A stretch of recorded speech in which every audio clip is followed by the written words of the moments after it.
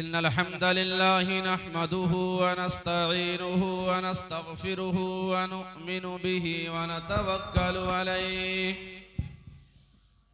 व नऊज़ु बिल्लाहि मिन शुरूरि अनफुसिना व मिन सय्यिआति अमालिना मन यहदिहिल्लाहु फला मुदिल्ल लहु व मन युद्लिलहु फला हादिय लहु ونشهد أن لا إله إلا الله وحده لا شريك له ونشهد أن سيدنا وحبيبنا ومولانا محمدا عبده ورسوله أما بعد فأعوذ بالله من الشيطان الرجيم بسم الله الرحمن الرحيم قال الله تبارك وتعالى في القرآن المجيد والفرقان الحميد هن لباس لكم وأنتم لباس لهن وقال النبي صلى الله عليه وسلم تنكح المرأة لأربع لمالها ولحسبها وجمالها ولدينها فاظفر بذات الدين تربت يداك صدق الله العظيم وصدق رسوله النبي الكريم स्टेज पर तशरीफ फरमा मुअज़्ज़ज़ उलमाए किराम शोराए इज़ाम हाज़रीन जलसा और पर्दे में बैठी मेरी प्यारी माँ और बहनों, अल्लाह तबारक व तआला का बहुत बड़ा एहसान और करम हुआ कि अल्लाह तबारक व तआला ने हमें और आपको इस बाबरकत मजलिस में बैठकर कुछ कहने और सुनने का मौका इनायत फरमाया है। अल्लाह से दुआ करें कि अल्लाह तबारक व तआला हमें और आपको कहने सुनने से ज्यादा अमल की तौफीक अता फरमाए। मोहतरम हजरात, ये जो जलसा सजाया गया है ये शादी खाना आबादी के मौके पर जनाब अय्यूब साहब की साहबजादी का कल निकाह होना है। बहुत से लोग तो ऐसे होते हैं कि शादी ब्याह के मौके पर नाच गाने का एहतमाम करते हैं। अल्लाह तबारक व तआला इन्हें जज़ाए खैर अता फरमाए और इस शादी में खूब बरकत अता फरमाए कि इन्होंने इन तमाम लगवियात को छोड़कर एक दीनी मजलिस का इनेकाद किया है ताकि इस मुनासिबत से लोगों के सामने कुछ दीन की बातें आ जाए और हमारे समाज और मुआशरे में फैली हुई बुराइयां खत्म हो जाए। मेरे भाइयों और बुजुर्गों, मैंने खुतबे के दौरान कुरान मुकद्दस की आयत करीमा का एक टुकड़ा तिलावत किया। अल्लाह तबारक व तआला फरमाता है लिबासुल लकुम व अंतुम लिबासुल लहुन, कि ऐ मर्दो तुम औरतों की लिबास हो और औरतें तुम्हारे लिए लिबास हैं। अल्लाह तबारक व तआला ने इस आयत करीमा के अंदर मर्द को औरत के लिए पर्दा करार दिया है और औरत को मर्द के लिए पर्दा करार दिया है। पहले तो अल्लाह तबारक व तआला ने यहाँ जो तशबीह दी है शौहर और बीवी की, बड़े ही कमाल की तस्बीह दी। इसलिए कुरान की जो जबान है वो अरबिक है और अरबी तमाम जुबानों में सबसे ज्यादा फसी और बलीग है। लफ्ज लिबासुल लकुम अल्लाह तबारक व तआला ने फरमाया, लेकिन इसका माना और मतलब कितना वसी है, किस किनाए के साथ अल्लाह तबारक व तआला ने शौहर और बीवी के रिश्ते को अल्लाह तबारक व तआला ने बयान फरमाया है। अल्लाह ने फरमाया कि मर्द औरतों के लिए लिबास है सबसे पहले इंसान को ये समझना चाहिए, हमें और आपको ये समझना है कि अल्लाह तबारक व तआला ने फरमाया मर्द को लिबास करार दिया। अल्लाह ने लिबास से तशबीह दी। आखिर अल्लाह ताला ने लिबास से तशबीह क्यों दी, क्या मतलब इसका है, जरा समझे। आज ना जाने कितने लोग ऐसे होते हैं जो शादी कर लेते हैं लेकिन शादी का मतलब नहीं समझते, शौहर बन जाते हैं लेकिन समझ नहीं पाते कि शौहर का क्या मकाम है, शौहर को किस तरह होना चाहिए। शादी हो जाती है लड़कियों की, लेकिन लड़कियों को मालूम नहीं होता कि बीवी का क्या मकाम है और एक बीवी को शौहर के लिए क्या बन के रहना चाहिए। बहुत जरूरी है कि इंसान को पता होना चाहिए, एक इंसान खाना खा रहा हो तो उसे पता होना चाहिए कि हम क्या खा रहे हैं और इसका क्या फायदा और क्या नुकसान है। इसी तरह शादी करें तो इंसान को मालूम होना चाहिए कि शादी करने के बाद हमारे ऊपर क्या क्या हुकूक मुरत्तब हो जाते हैं, एक शौहर के क्या हुकूक है, एक बीवी के क्या हुकूक है, वो मालूम होना चाहिए। अल्लाह ने फरमाया लिबासुल लकुम, अल्लाह ने फरमाया कि लिबास है मर्द अपने बीवी के लिए। अल्लाह ने क्यों लिबास फरमाया, इसलिए पहले लिबास के फलसफे को समझे। जिस तरह इंसान इस दुनिया में आता है, दुनिया का कोई भी इंसान बगैर लिबास के नहीं रह सकता। दुनिया का कोई भी इंसान बगैर लिबास के नहीं रह सकता। इसी तरह एक इंसान इस दुनिया में जो उम्र पा रहा है, जिंदगी गुजार रहा है, वो शादी के बगैर जिंदगी गुजारना चाहेगा तो जिस तरह लिबास के बगैर इंसान इज्जत और इफ्तिखार की जिंदगी नहीं गुजार सकता, इसी तरह शादी किए बगैर इंसान एक इज्जत की जिंदगी नहीं गुजार सकता। तो जिस तरह लिबास जरूरी है उसी तरह शादी भी जरूरी है। दूसरी बात कि अल्लाह ने लिबास फरमाया कि एक उम्र तक जब इस दुनिया में कोई बच्चा आता है तो बचपने में कभी लिबास पहनता भी है, कभी नहीं भी पहनता। ऐसा होता है कि नहीं? लेकिन जब एक उम्र हो जाती है, बचपन में कोई उसको बुरा नहीं समझता, चलो शर्ट पहना है पैंट गायब है तो कोई उतना बुरा नहीं समझता, अभी बच्चा है। लेकिन जब कपड़ा पहनने की सही उम्र आ जाती है तो कोई भी इंसान उसको सही नहीं समझता कि वो इंसान बालिग हो जाए और बगैर कपड़े के रहे। हर एक इंसान उसको बेहयाई और उरियानियत और फुहाशी शुमार करेगा, कोई नहीं कहेगा अच्छा है। इसी तरह जब इंसान की शादी की उम्र हो जाए तो फौरन इंसान को शादी कर लेना चाहिए और जिम्मेदार को शादी कर देना चाहिए। क्यों? इसलिए कि अगर अब शादी नहीं की जाएगी तो बेहयाई फैलेगी, उरियानियत फैलेगी, मुआशरे में बिगाड़ पैदा होगा।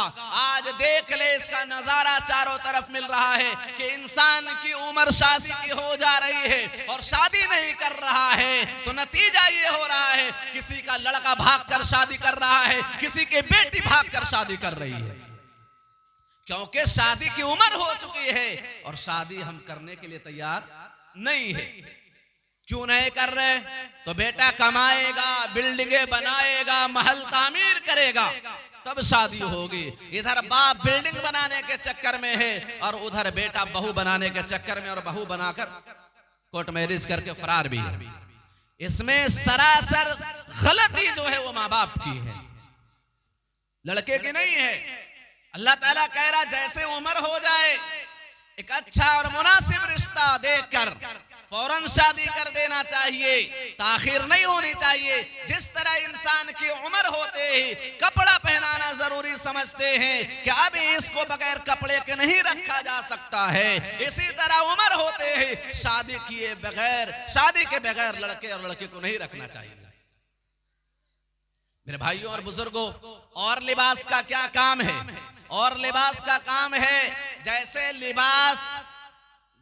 लिबास को इंसान के रंग, इंसान के जिन्स और उसकी हैसियत के मुताबिक होना चाहिए। इंसान लिबास को रंग, जिन्स और कीमत में इंसान के मुताबिक होना चाहिए।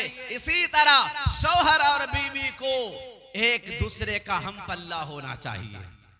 ऐसा ना हो कि लड़की बड़ी पढ़ी लिखी हो और लड़का उसके साथ जाहिल बांध दे, ये रिश्ता नहीं चलने वाला है। लड़की एक बड़े खानदान से ताल्लुक रखती हो, एक अमीर बाप की बेटी हो, उसकी परवरिश शहजादियों की तरह हुई हो और उसकी शादी एक ठेला चलाने वाले से कर दे, तो पता चलेगा ये रिश्ता नहीं चल सकता। वो लड़की वहां जिंदगी नहीं गुजार पाएगी। इसलिए शादी भी करे तो उसके हम पल्ला लड़कों से करे, ताकि इंसान जिंदगी अच्छी तरह से गुजारे। जैसे एक इंसान कपड़ा भी मुनासिब, अगर कोई आदमी बिल्कुल काला है और उसको लाल कपड़ा पहना दे, खूबसूरत लगेगा कि नहीं लगेगा? बिल्कुल नहीं लगेगा। क्यों? इसलिए कि उसके रंग के मुताबिक कपड़ा नहीं दिया गया। इसी तरह इंसान के जिस्म से ज्यादा बड़े कपड़े दे दे तो इंसान कम और ढोल ज्यादा मालूम होगा। तो पता चला जिस तरह लिबास इंसान बिल्कुल अपने जिस्म से मुताबिकत के साथ कीमत के एतबार से और रंग के एतबार से मुनासिब बनाता है, इसी तरह जब दूल्हा खोजे, शौहर की तलाश करे तो वो उसके हम पल्ला तलाश करे। और लिबास का क्या काम है? अल्लाह ने लिबास फरमाया, लिबास इंसान के जिस्म के अंदर जितने ऐब होते हैं उन तमाम ऐबों को छिपा देता है। इंसान के जिस्म में कई जगह पर कोई ऐब हो, कोई निशान हो, कोई दाग हो, धब्बा हो, लेकिन जब इंसान कपड़ा पहन लेता है तो वो कपड़ा इंसान के तमाम ऐब को छिपा देता है। छिपाता है कि नहीं? इसी तरह बीवी और शौहर को होना चाहिए कि अगर शौहर के अंदर कोई नक्स है, कोई कमी है, तो बीवी को चाहिए कि इधर उधर बैठकर अपने शौहर के ऐब को बयान न करे। शौहर के अंदर जो बुराई है वो दूसरे को बयान ना करे। इसी तरह शौहर को चाहिए कि अगर बीवी के अंदर कोई कमी है, कोई ऐब है, कोई दाग धब्बा है अखलाक के, तो वो दूसरों के सामने अपनी बीवी की बुराई बयान ना करे। ये है लिबास का मतलब और ये है शौहर और बीवी का मतलब। और आगे जिस तरह इंसान सर्दी और गर्मी के जमाने के लिए अलग अलग लिबास रखता है, जिस तरह इंसान सर्दी और गर्मी के लिए अलग अलग लिबास रखता है, गर्मी में पहनने के लिए अलग लिबास होता है, ठंडक में पहनने के लिए अलग लिबास होता है, इसी तरह शौहर और बीवी को होना चाहिए। अब आप लोग समझ रहे होंगे शायद मुफ्ती साहब ये ना कह दे कि ठंडक के लिए अलग बीवी और गर्मी के लिए अलग बीवी। ऐसा नहीं, समझ में आ रही बात? ऐसा ना समझ ले।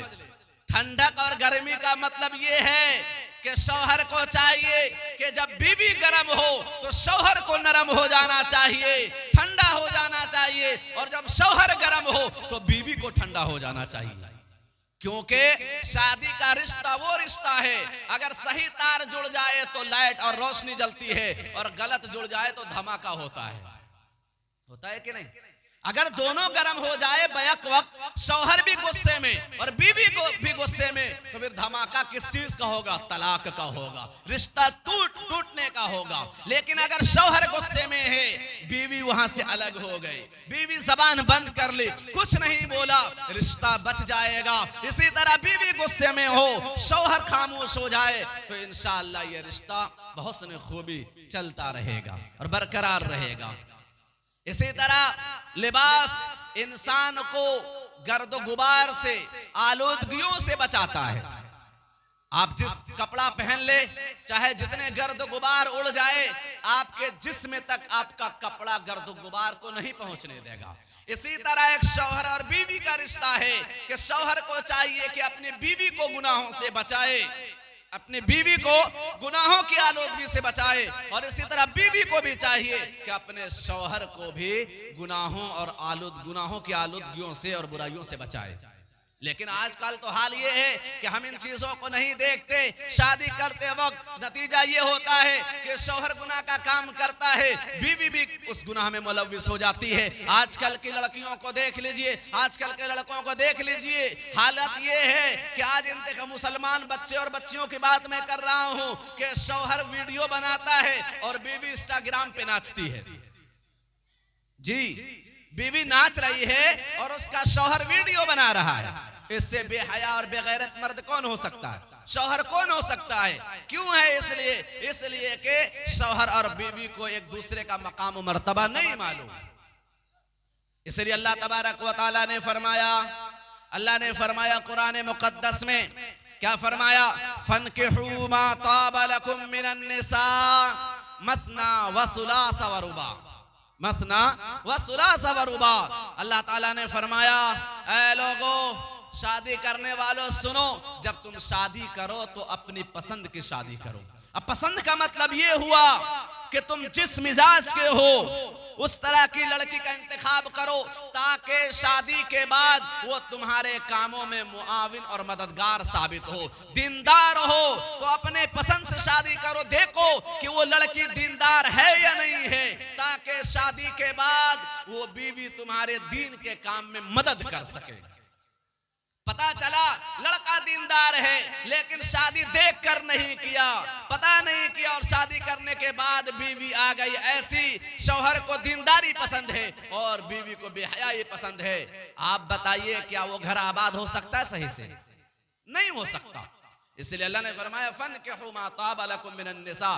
और एक बात यहाँ पर समझे कि अल्लाह तबारक व तआला ने फरमाया कि जब तुम शादी कर रहे हो तो शादी करने से पहले तुम देख लो उसको, तुम्हारी पसंद होना चाहिए। ऐसा ना हो कि गांव वालों ने लड़की को देखा और लड़के ने देखा ही नहीं लड़की को, ये भी सही नहीं है।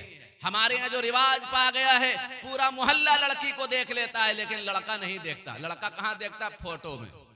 ये भी सही नहीं है, बल्कि इस्लाम कहता है, मजहब इस्लाम की तालीमात है कि लड़का इस हद तक लड़की को देख ले, अगर माँ बाप पर भरोसा है तो बहुत अच्छा, और अगर नहीं है तो इस हद तक दिखा दे ताकि वो ज़हनी तौर पर ये मुतमईन हो जाए कि मैं जिस लड़की से शादी करने जा रहा हूँ, लड़की भी मुतमईन हो जाए कि मैं जिस लड़के से शादी करने जा रही हूँ वो मेरे लिए मुनासिब और ठीक है। शादी के बाद अगर ऐसा हो जाए खुदा ना खास्ता कि लड़की को लड़का पसंद ना हो या लड़के को लड़की पसंद ना हो, तो फिर बताइए क्या हाल होगा। शादी ब्याह खेल और तमाशा तो नहीं कि भाई आज खेल लिए कल खत्म कर दे।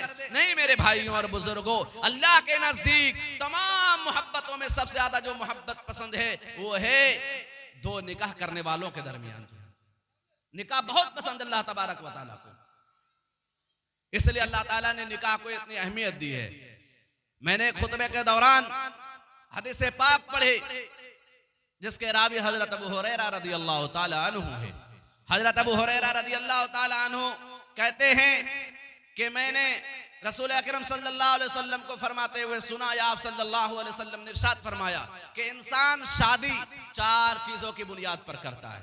इंसान शादी चार चीजों की बुनियाद पर करता है। पहली चीज तुनकाहुल मरअतु लिअरबइन लिमालिहा, कि इंसान सबसे पहले शादी जो करता है तो सबसे पहली वजह ये होती है कोई आदमी ऐसा होता है जो मालदारी देखकर शादी करता है। असल अल्लाह के नबी सल्लल्लाहु अलैहि वसल्लम ने चार चीजें बयान की। उसकी वजह है कि यहूद और नसारा और दूसरे लोग, जैसे कि यहूदी शादी उस घर में करते थे जो लोग दौलतमंद होते थे, दौलत वाला घर देखकर शादी करते थे, और नसारा ये देखते थे कि लड़की खूबसूरत है या नहीं है। यानी ईसाई, जब ईसाई शादी करता है तो वो ये नहीं देखता दौलतमंद है या नहीं, ये देखता है लड़का है लड़की खूबसूरत है या नहीं है। तीसरा, अरब जमाने जाहिलियत में जब शादी करता था तो वो ये देखा करते थे अरब के लोग कि खानदान अच्छा है या नहीं है, हसब व नसब अच्छा है या नहीं। यानी तीन कौमों का जिक्र किया, यहूद का, नसारा का और अरब का, कि ये तीनों लोग कोई दौलत देखकर शादी करते थे लोग, या कोई हुस्न जमाल देखकर शादी करते थे, या कोई हसब व नसब और खानदान देखकर शादी करते थे। अल्लाह के नबी ने फरमाया कि 4 चीजों की बुनियाद पर शादी होती है, माल की बुनियाद पर, या फिर हसब व नसब की बुनियाद पर, या खूबसूरती की बुनियाद पर। लेकिन ए लोगों, याद रखना, उम्मत मुहम्मदिया को आप सल्लल्लाहु अलैहि वसल्लम ने तालीम दी कि यहूदियों के नक्शे कदम पर ना चलना, यानी दौलत ना देखना, ईसाइयों के नक्शे कदम पर ना चलना, यानी हुस्न जमाल को ना देखना, जमाने जाहिलियत के अरब को मत देखना, शादी करते वक्त यानी हसब व नसब और खानदान को ना देखना। अगर तुम्हें देखना हो तो तुम्हारा नबी जनाब मुहम्मदुर रसूलुल्लाह सल्लल्लाहु अलैहि वसल्लम तुम्हें जो पैगाम देकर जा रहा है वो देखना। और वो उम्मत मुहम्मदी, आप सल्लल्लाहु अलैहि वसल्लम ने उम्मत मुहम्मदिया को पैगाम ये दिया कि शादी के मौके पर देखना हो तो देखना कि लड़का या लड़की दीनदार है या नहीं है। अगर दीनदार लड़का या लड़की मिल जाए तो शादी कर लेना, तरीबत यदाक। और अल्लाह के नबी ने फरमाया कि अगर ऐसा कर लोगे तो जिंदगी खुशगवार होगी, और अगर ऐसा नहीं करोगे तो तबाही और बर्बादी मुकद्दर है। और आज देख ले कि जिस लड़की या लड़के में दीनदारी ना हो फिर वो घर सही से नहीं चलता।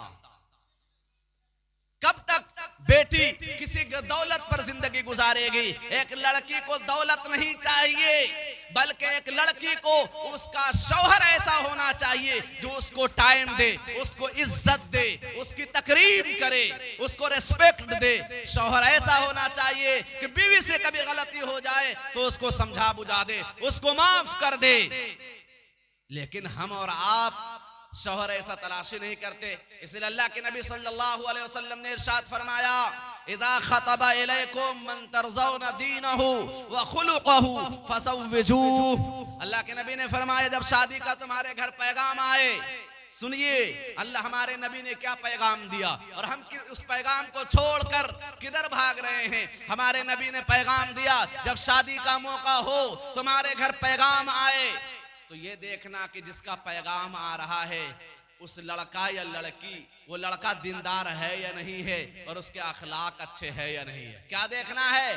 2 चीजें देखना है, लड़का दीनदार है या नहीं है और अखलाक वाला है या नहीं है, उसका कैरेक्टर अच्छा है या नहीं है। अगर ये दोनों चीजें तुम्हें पसंद आ जाए, यानी लड़के के अंदर या लड़की के अंदर ये दोनों चीजें मौजूद हो कि लड़का दीनदार भी हो और उसके अखलाक भी अच्छे हो, हमारे और आपके नबी जनाब मुहम्मदुर रसूलुल्लाह सल्लल्लाहु अलैहि वसल्लम इरशाद फरमाते हैं, ओ मेरे उम्मत के लोगों, फज़व्विजू, ऐसे पैगाम को मत ठुकराना, शादी कर देना अपने बेटे और बेटी का, मत ठुकराना।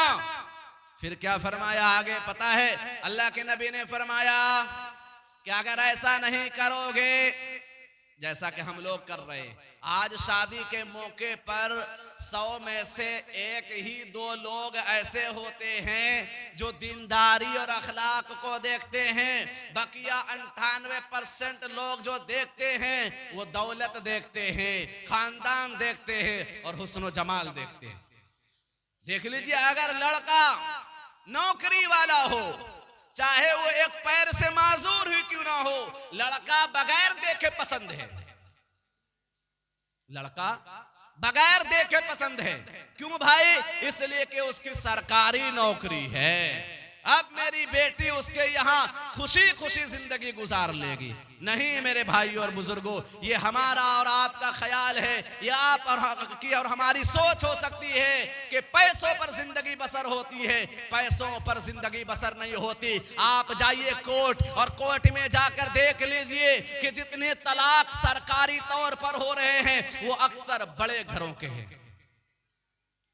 फांसी लगाने वाले, सुसाइड करने वाले ज्यादातर लोग मालदार हैं।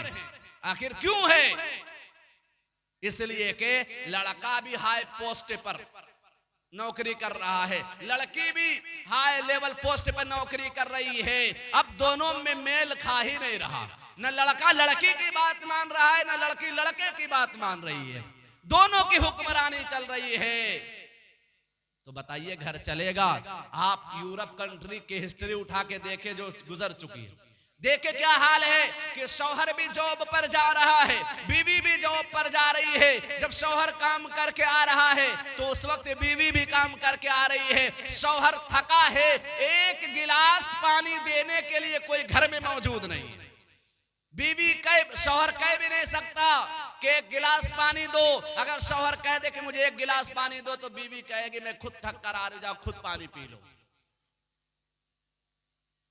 बीवी अगर शौहर से कहे, यह हाल है कि शौहर को खाना खुद बनाना पड़ता है, खुद कपड़े धुलना पड़ता है, बीवी को भी सब कुछ खुद करना पड़ता है। हमारा मजहब इस्लाम कितना खूबसूरत है कि अल्लाह तबारक व तआला ने फरमाया, रसूल अकरम सल्लल्लाहु अलैहि वसल्लम ने फरमाया कि ये कमाने की जिम्मेदारी हमने मर्दों पर दे दी है और औरतें घर की शहजादी बनकर रहे। मर्द की जिम्मेदारी है कि वो बाजार जाए, वो मार्केट जाए, जहां जाए कमा कर जाए, इस तरीके से लाए। और बीवी की जिम्मेदारी ये है कि वो घर में रहे और शौहर की खिदमत करे। शौहर बीवी की खिदमत कमा कर करे, बाहर की जिम्मेदारी पूरी करके करे। और बीवी की जिम्मेदारी है कि शौहर जब थका आ रहा आए तो बीवी उसका इस्तेकबाल करे, आने पर पानी दे, उसका इस्तेकबाल करे। सर में दर्द हो तो सर दबा दे, तमाम चीजें की खिदमत करे।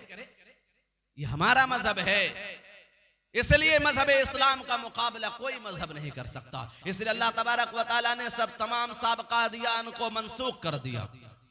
मेरे भाइयों और बुजुर्गों, तो मैं यार से कर रहा था कि हमारे यहाँ और आपके यहाँ नजरिया बदल चुका है कि हम और आप भी अब नौकरी वाला लड़का तलाश करते। मैं यहाँ की बात कर रहा हूँ। एक आदमी कहने लगा कि भाई देखिएगा कोई लड़का का कैसा लड़का चाहिए। कहा लड़का जैसा भी हो, सिर्फ नौकरी वाला चाहिए। एक आंख से अंधा हो तब भी चलेगा, एक पैर ना हो तब भी चलेगा, लेकिन लड़का नौकरी वाला चाहिए। समझ में आ रही बात? अब बताइए, आप सच बताइए, लड़की बहुत खूबसूरत हो, बहुत दीनदार और अच्छी हो, अब वो जब किसी अपाहज लड़के के साथ बाहर जाएगी तो उसकी क्या फीलिंग्स होगी? क्या उसके साथ चल पाएगी वो? क्या उसको इज्जत मिलेगी? नहीं मिलेगी, कभी नहीं मिल सकती, क्योंकि उसने मजहब इस्लाम के खिलाफ जो तालीमात है उसके खिलाफ अमल किया। मेरे भाइयों और बुजुर्गों, मैं ये नहीं कहता नौकरी वाला लड़का गलत है, लेकिन हमें नौकरी नहीं देखनी चाहिए, बल्कि लड़के के अंदर दीनदारी और अखलाक देखना चाहिए। उसके बाद आप सल्लल्लाहु अलैहि वसल्लम ने इरशाद फरमाया, व इल्ला तफअलू तकुन फितनतुन फिल अर्दि व फसादुन अरीज। ओ मेरे उम्मत के लोगों, सुन लो, ये तेरे नबी का पैगाम है कि दीनदारी और अखलाक देखकर शादी करना। अगर ऐसा नहीं करोगे तो याद रखना दुनिया में फसाद बर्पा हो जाएगा, दुनिया में फसाद बर्पा हो जाएगा। और उसी का एक नतीजा आज ये है, रिजल्ट दिख रहा है कि हर आदमी आज नौकरी वाला चाह रहा है, दीनदारी नहीं चाह रहा है। तलाक के वाकयात बढ़ते जा रहे हैं। हर एक आदमी को, हर एक लड़की को तो नौकरी वाला लड़का मिल नहीं सकता। नतीजा ये है कि हर आदमी नौकरी वाला लड़का तलाश कर रहा है। लड़की की उम्र बढ़ती जा रही है, लड़की की उम्र बढ़ती जा रही है, और जब शादी नहीं हो पा रही है तो वो भाग कर शादी करने पर मजबूर हो जा रही है। तो इसका जिम्मेदार कौन है? माँ और बाप है। आप बताइए, हजरत अली रदी अल्लाह ताला अन्हो के पास क्या था? जब आप सल्लल्लाहु अलैहि वसल्लम ने हजरत फातिमा रदी अल्लाह ताला अन्हा का निकाह कर दिया, कुछ नहीं था, बल्कि खुद हजरत अली रदी अल्लाह ताला अन्हु आप सल्लल्लाहु अलैहि वसल्लम के घर में परवरिश पा रहे थे। उनकी तरबियत और परवरिश की जिम्मेदारी खुद आप सल्लल्लाहु अलैहि वसल्लम ने उठाई थी। लेकिन आपने हजरत अली रज़ी अल्लाह तआला अन्हु की दौलत नहीं देखी, बल्कि देखा था उस वक्त रुए जमीन पर जिस वक्त हजरत फातिमा रज़ी अल्लाह तआला अन्हा का निकाह किया गया था। सुन लीजिए कि उस वक्त रुए जमीन पर हजरत अली रज़ी अल्लाह तआला अन्हु से बेहतर कोई लड़का नहीं था। अब आप कहेंगे कैसे ये कह रहे? इसलिए कि अल्लाह के नबी खुद फरमाते हैं, मैंने जिस भी बेटी का निकाह किया, जिन बेटियों का निकाह किया, मैंने खुद अपनी तरफ से नहीं किया, बल्कि हजरत जिब्रील आते थे और कहते थे, ऐ मोहम्मद या रसूल अल्लाह सल्लल्लाहु अलैहि वसल्लम, अल्लाह ताला का हुक्म है कि आप फला बेटी का निकाह फला से कर दे, फला से कर दे। अब अल्लाह किसी के लिए पसंद कर रहा, आप सोच सकते हो कैसी लड़की होगी वो, कैसा लड़का होगा? कौन है? वही हजरत फातिमा जिसके बारे में आप सल्लल्लाहु अलैहि वसल्लम ने फरमाया कि जन्नत की औरतों की सरदार है। जब जन्नत और लड़की ऐसी होती है कि जन्नत की औरतों की सरदार है, जब दीनदार होती है, तो अल्लाह के नबी ने फरमाया कि उसके बदन से पैदा होने वाले हसन और हुसैन के बारे में फरमाया कि ऐसे नौजवान दोनों के जन्नत के नौजवानों के सरदार हैं। जब माँ दीनदार हो, बाप दीनदार हो, तो बेटा जन्नत के नौजवानों का सरदार बनता है। और अगर माँ और बाप दीनदार ना हो तो टिकटॉक का स्टार बनता है, नाचने गाने का स्टार बनता है, वो लुच्चे और लफंगों का लीडर बनता है।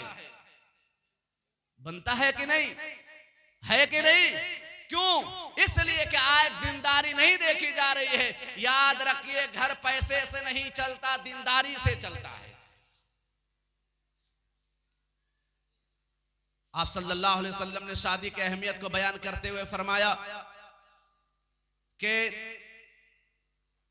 एक मौके पर फरमाया कि शादी कितनी अहम चीज है। गौर कीजिएगा, हदीस पाक में आता है, जिसके रिवायत करने वाले जिस हदीस के हजरत इब्ने अबी नजीर रदी अल्लाह ताला अन्हु है। हजरत इब्ने अबी नजीर रदी अल्लाह ताला अन्हु रिवायत करते हैं कि आप सल्लल्लाहु अलैहि वसल्लम ने इरशाद फरमाया, एक सहाबी थे जिनका नाम था अक्काफ। क्या नाम था? अक्काफ नाम था। बड़े दौलत वाले, बड़े ही दौलत वाले। आपने पूछा, है अक्काफ, क्या तुमने शादी कर ली है?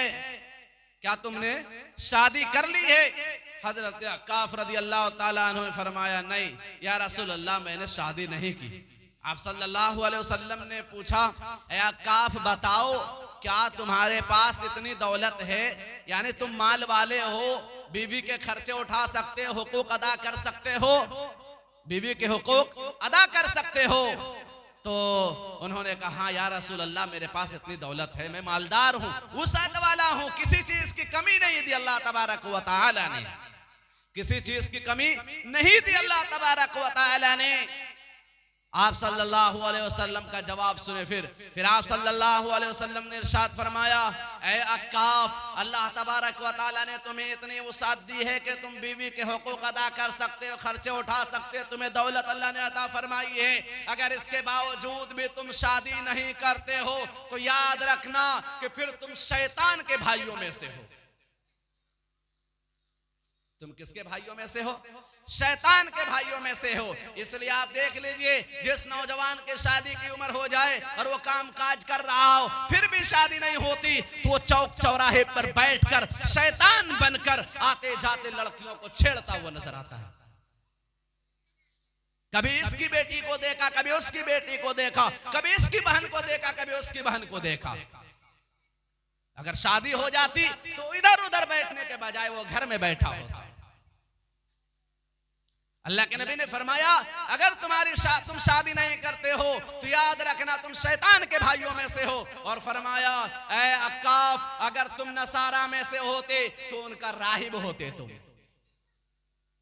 फिर आगे फरमाया कि अगर शादी नहीं करोगे अक्काफ, तो सुन लो, तुम पीछे रहने वालों में से हो जाओगे कयामत के दिन। कल कयामत के दिन तुम पीछे रहने वालों में से हो जाओगे, यानी कल कयामत के दिन तुम्हारी पकड़ हो जाएगी। क्योंकि जिस तरह एक शादीशुदा इंसान नेकियों में दिल लगाकर नेक काम करता है और दिगर काम को अंजाम देता है, गैर शादीशुदा इंसान नहीं, क्योंकि उसके बुराई में पड़ जाने का अंदेशा बहुत ज्यादा है। दूसरी रिवायत में आता है कि आप सल्लल्लाहु अलैहि वसल्लम ने इरशाद फरमाया, जिसके रावी हजरत अबू ज़र रज़ी अल्लाह ताला अन्हु हैं, फरमाया, वो मर्द मिस्कीन है, बेचारा है, उसका कोई दुनिया में नहीं, गोया कि बेचारा मिस्कीन है वो।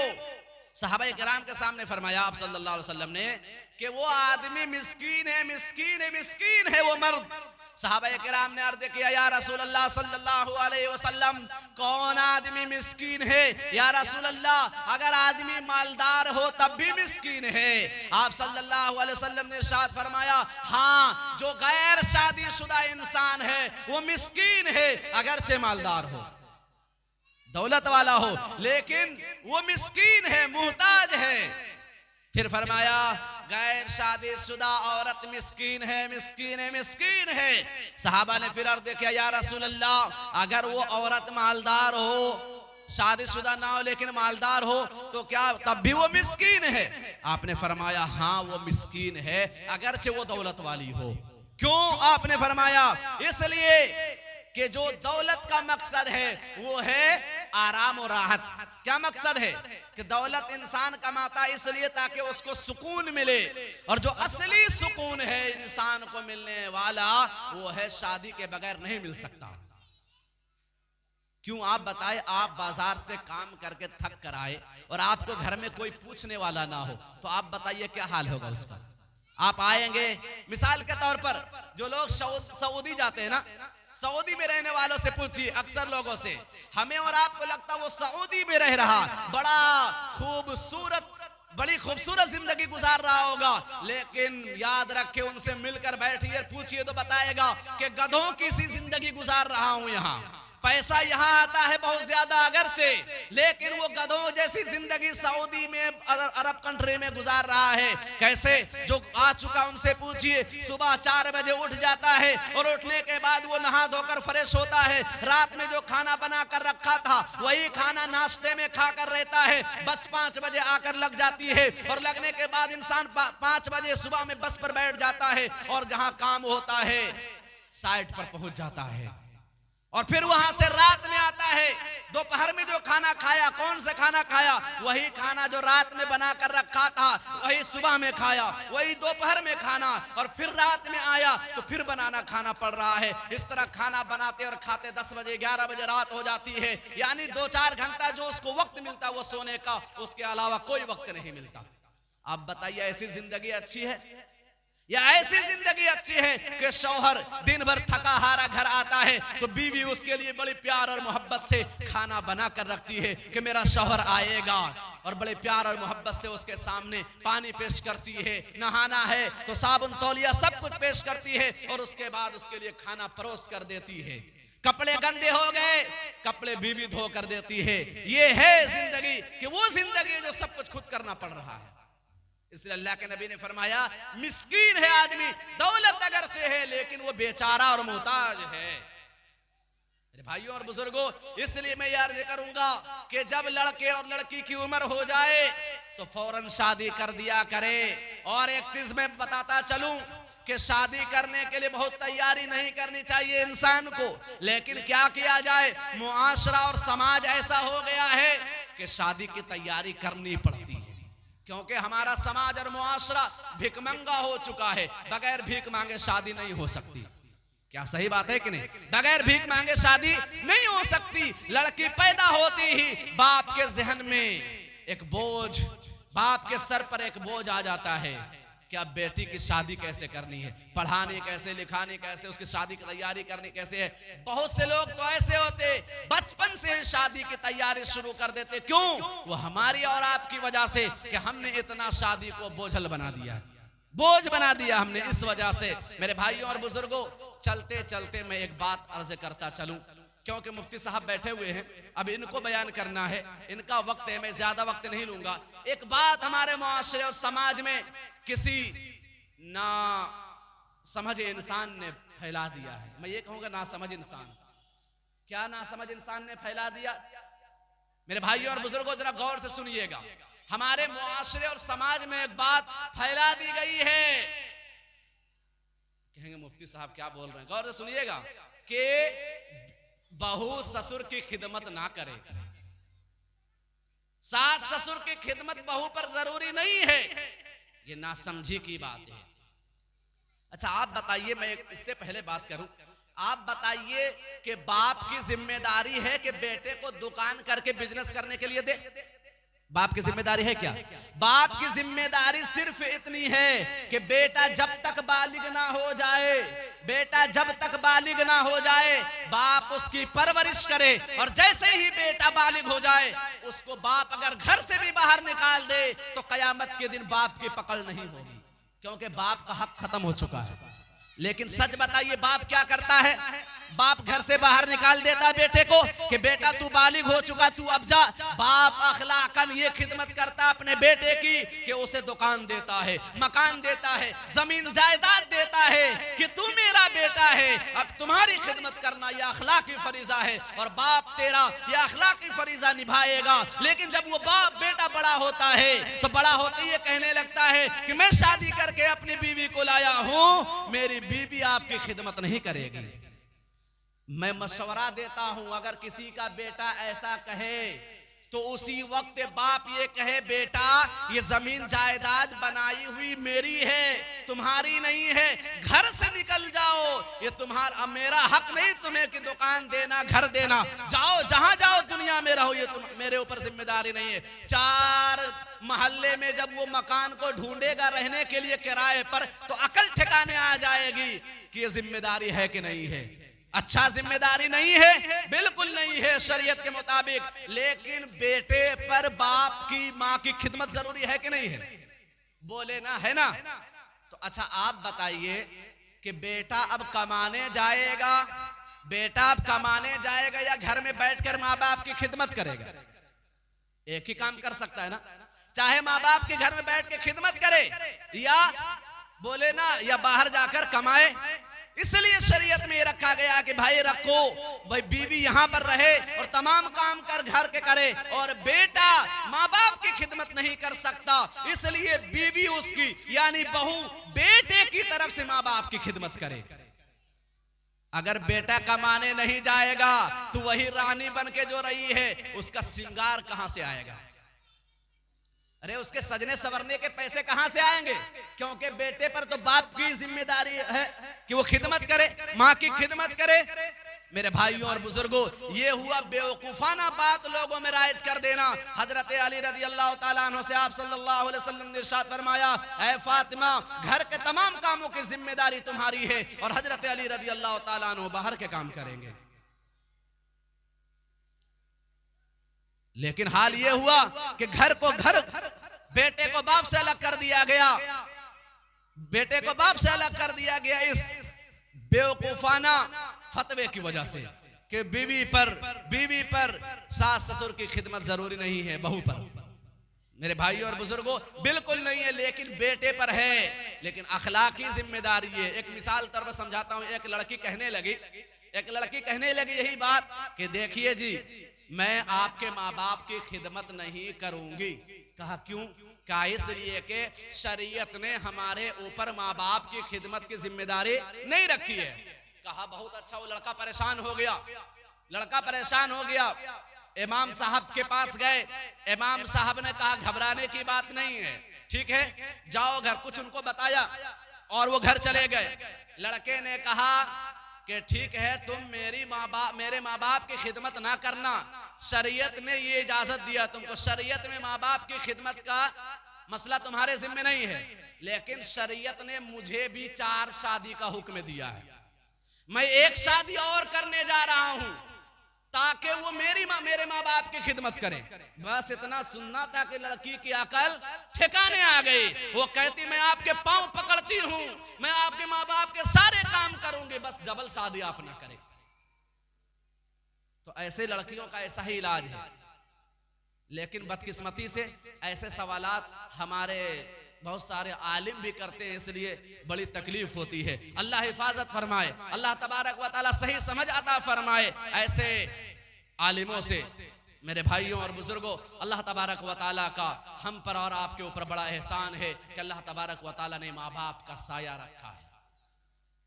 अरे बताइए, जब बहू बीमार होती है तो कौन खिदमत के लिए आगे बढ़ती है? सच बताइए, लड़की के माँ बाप या लड़की की सास?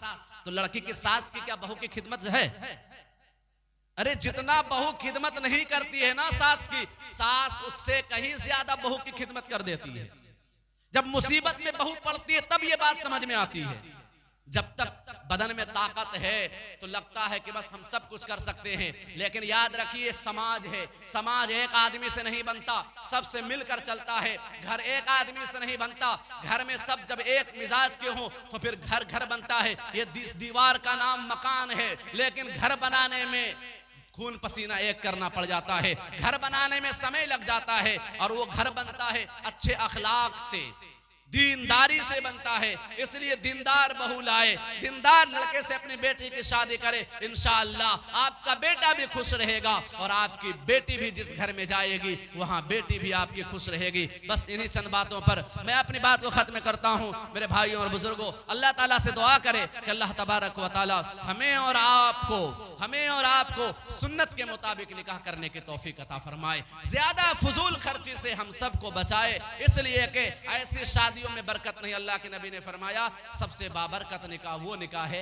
जिसमें खर्च कम से कम हो, जिसमें खर्च कम से कम हो। इसलिए शादी में कम खर्च करते हुए अपनी शादी को बाबरकत बनाए। अल्लाह ताला हम सबको इन कही सुनी बातों पर अमल की तौफीक अता फरमाए। व आखिर दावाना अनिल हम्दुलिल्लाहि रब्बिल आलमीन।